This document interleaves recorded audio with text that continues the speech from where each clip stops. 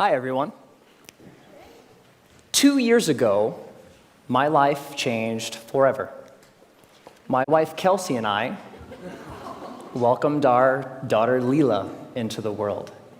Now, becoming a parent is an amazing, amazing experience. Your whole world changes overnight, and all of your priorities change immediately, so fast that it makes it really difficult to process sometimes. Now, you also have to learn a tremendous amount about being a parent, like, for example, how to dress your child. This was new to me. This is an actual outfit. I thought this was a good idea. And even Leela knows that it's not a good idea. So there was so much to learn and so much craziness all at once. And to add to the craziness, Kelsey and I both work from home. We're entrepreneurs. We run our own businesses. So Kelsey develops courses online for yoga teachers. I'm an author. And so I'm working from home. Kelsey's working from home. We have an infant, and we're trying to make sure that everything gets done that needs done. And life is really, really, really busy. And a couple weeks into this amazing experience, when the sleep deprivation really kicked in, like around week 8, I had this thought, and it was the same thought that parents across the ages, internationally, everybody has had this thought, which is, I am never going to have free time ever again. And somebody said it's true. Yeah, it's not exactly true, but it feels really, really true in that moment. And this was really disconcerting to me, because one of the things that I enjoy more than anything else is learning new things. Getting curious about something and diving in and fiddling around and learning through trial and error and eventually becoming pretty good at something. And without this free time, I didn't know how I was ever going to do that ever again. And so I'm a big geek. I want to keep learning things. I want to keep growing. And so what I decided to do was go to the library and go to the bookstore and look at what research says about how we learn and how we learn quickly. And I read a bunch of books, I read a bunch of websites, and trying to answer this question: how long does it take to acquire a new skill? You know what I found? 10,000 hours. Anybody ever heard this? 10,000. It takes 10,000 hours. If you want to learn something new, if you want to be good at it, it's going to take 10,000 hours to get there. And I read this in book after book and website after website, and my mental experience of reading all of this stuff was like, no! I don't have time. I don't have 10,000 hours. I am never going to be able to learn anything new ever again. But that's not true. So 10,000 hours, just to give you a rough order of magnitude, 10,000 hours is a full-time job for 5 years. That's a long time. And we've all had the experience of learning something new, and it didn't take us anywhere close to that amount of time, right? So what's up? There's something kind of funky going on here. What the research says and what we expect and have experiences, they don't match up. And what I found, here's the wrinkle. The 10,000 hour rule came out of studies of expert level performance. There was a professor at Florida State University. His name is K. Anders Ericsson. He's the originator of the 10,000 hour rule. And where that came from is he studied professional athletes, world-class musicians, chess grandmasters, all of these ultra-competitive folks in ultra-high-performing fields, and he tried to figure out how long does it take to get to the top of those kinds of fields. And what he found is the more deliberate practice, the more time that those individuals spent practicing the elements of whatever it is that they do, the more time you spend, the better you get. And the folks at the tippy top of their fields put in around 10,000 hours of practice. Now, we were talking about the game of telephone a little bit earlier. here's what happened. An author by the name of Malcolm Gladwell wrote a book in 2007 called Outliers, the Story of Success. And the centerpiece of that book was the 10,000 hour rule. Practice a lot, practice well, and you will do extremely well. You'll reach the top of your field. So the message, what Dr. Erickson was actually saying is, it takes 10,000 hours to get to the top of an ultra-competitive field in a very narrow subject. That's what that means. But here's what happened. Ever since Outliers came out, immediately came out, reached the top of the bestseller list, stayed there for 3 solid months. All of a sudden, the 10,000 hour rule was everywhere. And a society-wide game of telephone started to be played. So this message, it takes 10,000 hours to reach the top of an ultra-competitive field, became, it takes 10,000 hours to become an expert at something. Which became, it takes 10,000 hours to become good at something. Which became, it takes 10,000 hours to learn something. But that last statement, it takes 10,000 hours to learn something, it's not true. It's not true. So, what the research actually says, if I spent a lot of time here at the CSU library in the cognitive psychology stacks, because I'm a geek. And when you actually look at the studies of skill acquisition, you see over and over and over a graph like this. Now, researchers, whether they're studying a motor skill, something you do physically, or a mental skill, they like to study things that they can time, because you can quantify that, right? So they'll give research participants a little task, something that requires physical arrangement or something that requires learning a little mental trick, and they'll time how long a participant takes to complete the skill. And here's what this graph says. When you start, so when researchers gave participants a task, it took them a really long time because it was new and they were horrible. With a little bit of practice, they get better and better and better, and that early part of practice is really, really efficient. People get good at things with just a little bit of practice. Now, what's interesting to note is that if, we don't really, for skills that we want to learn for ourselves, we don't care so much about time, right? We just care about how good we are, whatever good happens to mean. So if we relabel performance time to how good you are, the graph flips, and you get this famous and widely known, this is the learning curve. And the story of the learning curve is when you start, you're grossly incompetent and you know it, right? With a little bit of practice, you get really good really quick. So that early level of improvement is really fast. And then at a certain point, you reach a plateau, and the subsequent gains become much harder to get. They take more time to get. Now, my question is, I want that, right? How long does it take from starting something and being grossly incompetent and knowing it to being reasonably good in, hopefully, as short a period of time as possible? So, how long does that take? Here's what my research says. 20 hours. That's it. You can go from knowing nothing about any skill that you can think of. Want to learn a language? Want to learn how to draw? Want to learn how to juggle flaming chainsaws? If you put 20 hours of focused, deliberate practice into that thing, you will be astounded at how good you are. 20 hours is doable. That's about 45 minutes a day for about a month, even skipping a couple days here and there. 20 hours isn't that hard to accumulate.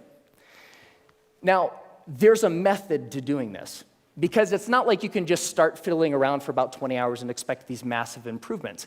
There's a way to practice intelligently. There's a way to practice efficiently that will make sure that you invest those 20 hours in the most effective way that you possibly can. And here's the method. It applies to anything. The first is to deconstruct the skill. Decide exactly what you want to be able to do when you're done, and then look into the skill and break it down into smaller and smaller pieces. Most of the things that we think of as skills are actually big bundles of skills that require all sorts of different things. The more you can break apart the skill, the more you're able to decide what are the parts of this skill that will actually help me get to what I want, and then you can practice those first. And if you practice the most important things first, you'll be able to improve your performance in the least amount of time possible. The second is learn enough to self-correct. So get 3 to 5 resources about what it is you're trying to learn. Could be books, could be DVDs, could be courses, could be anything. But don't use those as a way to procrastinate on practice. I know I do this, right? Get like 20 books about the topic. It's like, I'm gonna start learning how to program a computer when I complete these 20 books. No, that's procrastination. What you want to do is learn just enough that you can actually practice and self-correct or self-edit as you practice. So the learning becomes a way of getting better at noticing when you're making a mistake and then doing something a little different. The third is to remove barriers to practice. Distractions, television, internet, all of these things that get in the way of you actually sitting down and doing the work. And the more you're able to use just a little bit of willpower to remove the distractions that are keeping you from practicing, the more likely you are to actually sit down and practice, right? And the fourth is to practice for at least 20 hours. Now, most skills have what I call a frustration barrier. You know, the grossly incompetent knowing it part. That's really, really frustrating. We don't like to feel stupid. And feeling stupid is a barrier to us actually sitting down and doing the work. So by pre-committing to practicing whatever it is that you want to do for at least 20 hours, you will be able to overcome that initial frustration barrier and stick with the practice long enough to actually reap the rewards. All right? That's it. It's not rocket science. 4 very simple steps that you can use to learn anything. Now, this is easy to talk about in theory, but it's more fun to talk about in practice. So one of the things that I've wanted to learn how to do for a long time is play the ukulele. Has anybody seen Jake Shimabukuro's TED Talk where he plays the ukulele and makes it sound like he's like an ukulele god? It's amazing. It's like, I saw that, it's like, that is so cool. It's such a neat instrument. I would really like to learn how to play. And so I decided that to test this theory, I wanted to put 20 hours into practicing the ukulele and see where we got. And so the first thing about playing the ukulele is in order to practice, you have to have one, right? So I got an ukulele, and my lovely assistant, thank you, sir. I think I need the cord here. It's not just an ukulele, it's an electric ukulele. Yeah. So the first couple hours are just like the first couple hours of anything. You have to get the tools that you're using to practice. You have to make sure that they're available. My ukulele didn't come with strings attached. I had to figure out how to put those on. Like, that's kind of important, right? And learning how to tune and learning how to make sure that all of the things that need to be done in order to start practicing get done, right? Now, one of the things when I was ready to actually start practicing was I looked in online databases and songbooks for how to play songs. And they say, okay, ukuleles, you can play more than one string at a time, so you can play chords. That's cool. You're accompanying yourself. Yay, you. And when I started looking at songs, I had an ukulele chord book that had like hundreds of chords. It's like looking at this thing, like, whoa, that's intimidating. But when you look at the actual songs, you see the same chords over and over, right? As it turns out, playing the ukulele is kind of like doing anything. There's a very small set of things that are really important and techniques that you'll use all the time. And so in most songs, you'll use 4, maybe 5 chords, and that's it. That's the song. You don't have to know the hundreds as long as you know the 4 or the 5. So while I was doing my research, I found a wonderful little medley of pop songs by a band called Axis of Awesome. And somebody knows it. And what Axis of Awesome says is that you can learn, or you can play pretty much any pop song of the past 5 decades if you know 4 chords. And those chords are G, D, E minor, C. 4 chords, pump out every pop song ever, right? So I thought, this is cool. I would like to play every pop song ever. So that was the first song I decided to learn, and I would like to actually share it with you. Ready? All right.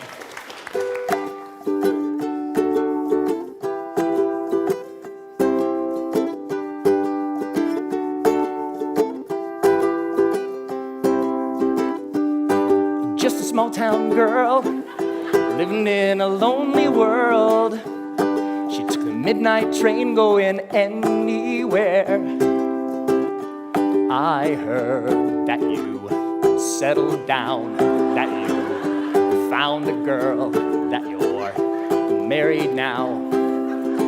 Every night in my dreams I see you, I feel you. That is how I know we'll go on. I won't hesitate no more, it cannot wait, I'm yours. 'Cause you are amazing, we did amazing things. If I could, then I would. I'd go wherever you will. And can you feel the love tonight? Can I live with or without you? When I find myself in times of trouble, Mother Mary comes to me. Sometimes I feel like I don't have a partner. No woman, no cry, Mama, this surely is a dream. I come from a land down under.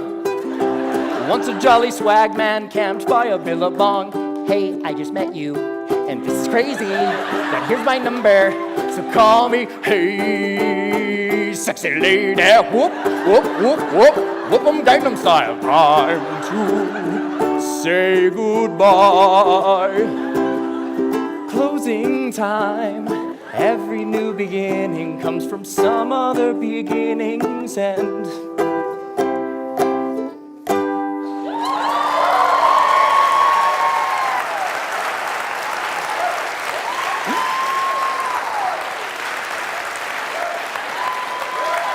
Thank you. Thank you. I love that song. And I have a secret to share with you. So by playing that song for you, I just hit my 20th hour of practicing the ukulele. Thank you.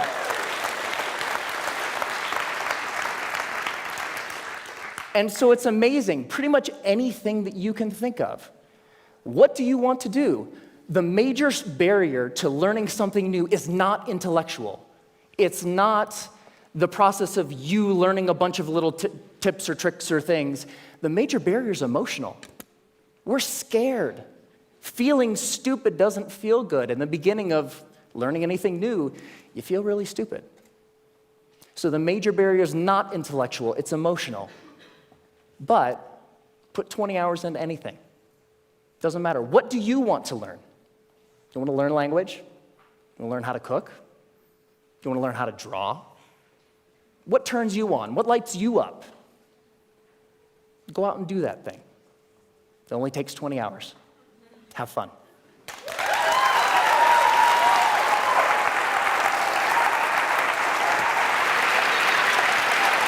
Great job.